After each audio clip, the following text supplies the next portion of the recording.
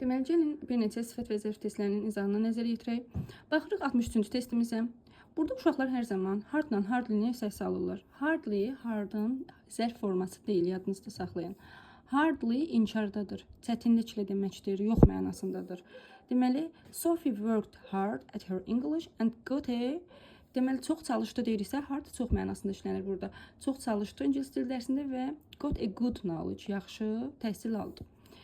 Deməli, yadımızda saxlayırıq ki, hardly inkardır. Hardly olan cümlələrdə ikinci bir inkarlıq işlənə bilməz.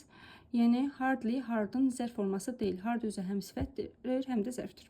Baxıram 64-cü testimizə. Deməli, the nurse is. Burada görürsünüz to be var. To be varsa sifət tapmalıyıq. Zərfləri, yəni ly şəkilçisinə ələyirəm. Very'dən sonra da adi dərəcə işlənir. Burada müqayisə var, onu da ələyirəm.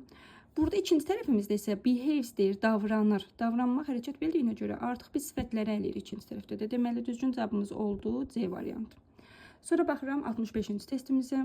Baxın, burada the weather was hot to go outside. Çölə çıxmaq üçün hava çox istidir. Yəni, çıxılacaq kimi deyil. Ona görə də negativ mənada too hot to go outside deyəcək.